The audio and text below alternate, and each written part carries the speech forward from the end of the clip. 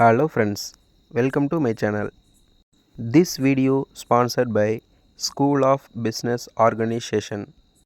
இந்த company digital marketing துறையில் செயல்படக்கூடிய நம்பர் 1 ஜென்யூன் கம்பெனிங்க.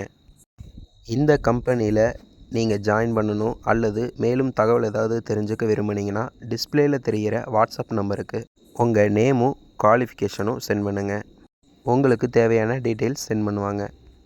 மேலும் டிஸ்கிரிப்ஷன்லேயும் நம்பர் கொடுத்துருக்கேன்.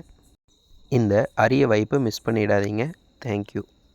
ஸ்கிப் பண்ணாதீங்க. பெரிய தப்பு. தினம் 300 ரூபாய் சம்பாதிக்க அரிய வாய்ப்பு. இன்ஸ்டாகிராம், ஃபேஸ்புக் பயன்படுத்த தெரிந்தால் போதும். Content post and content publishing மூலமா தினம் 300 ரூபாய் சம்பாதிக்கலாம். இந்த வேலை செய்ய 5 நிமிடம் போதும். Work training support, group communication support, all language customer live chat support, முக்கியமா சொந்தமா ஒரு பிசினஸ் ஸ்டார்ட் பண்ற அளவுக்கு உங்களால கற்றுக்கொள்ளவும் முடியும், சம்பாதிக்கவும் முடியும். இந்த வேலை வாய்ப்பு வழங்குவது 5 வருடத்திற்கு மேல ரன் ஆகிட்டு இருக்க நம்ம தமிழ்நாட்டு company school of business organisation private limited. மேலும் விவரங்களுக்கு டிஸ்கிரிப்ஷன்ல கொடுத்திருக்க நம்பருக்கு வாட்ஸ்அப் பண்ணுங்க.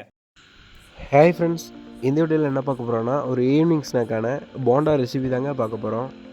சிம்பிளான இன்க்ரீடியன்ஸ் வச்சு சிம்பிளாக, அதுவும் போக ரொம்பவுமே டேஸ்ட்டாக நம்ம பேக்கரி ஸ்டைலில் போண்டா ரெசிபி தாங்க பண்ண போகிறோம். வாங்க எப்படி பண்ணலாங்கிறத வீடியோக்குள்ளே பார்க்கலாம். வாங்க வீடியோக்குள்ளே போகலாம். ஃப்ரெண்ட்ஸ், போண்டா செய்கிறதுக்கு தேவையான கடலை மாவு 1 கப்பு, ஒரு 3/4 கப் அளவு கோதுமை மாவு ஆட் பண்ணிக்கோங்க. 1/4 கப் அளவு அரிசி மாவு ஆட் பண்ணிவிட்டு நல்லா ஒரு விஸ்க் வச்சு நல்லா கிளறி விட்டுருங்க. நெக்ஸ்ட்டு லைட்டாக வாட்டர் ஆட் பண்ணி நல்லா விஸ்க் வச்சோ கையை வச்சோ நல்லா பிசைஞ்சு விட்டுறலாம். நீங்கள் கிளறும் போது ஒரே தான் தண்ணி ஊற்றிடக்கூடாது, ஏன்னா தண்ணி அதிகமாகிடும். கொஞ்சம் கொஞ்சமாக ஊற்றி இந்த மாதிரி கட்டி இல்லாத அளவுக்கு நல்லா கிளறி எடுத்ததுக்கப்புறம் நறுக்கி வச்ச ஒரு 3 பெரிய வெங்காயம் ப்ளஸ் இஞ்சி சேர்த்துக்கோங்க. அப்புறம் சீரகம் சேர்த்துக்கோங்க. நெக்ஸ்ட்டு நறுக்கி வச்ச பச்சை மிளகா, அப்புறம் கருவேப்பிலையும் கொத்தமல்லியும் ஆட் பண்ணிக்கோங்க. தேவையான அளவு உப்பு ஆட் பண்ணிக்கோங்க. இதெல்லாம் சேர்த்ததுக்கப்புறம் கை வச்சு நல்லா கிளறி விட்டுருங்க. தண்ணி போதுமான அளவு பார்த்து ஊற்றிக்கோங்க, தண்ணி அதிகமாக இருக்கக்கூடாது. இந்த மாதிரி பதத்தில் எடுத்ததுக்கப்புறம் கொஞ்சமாக தேவைன்னா சோடா போட்டுக்கலாம், இல்லைனா ஸ்கிப் பண்ணிக்கோங்க. சோடா போட்டு நல்லா கிளறி விட்டுருங்க.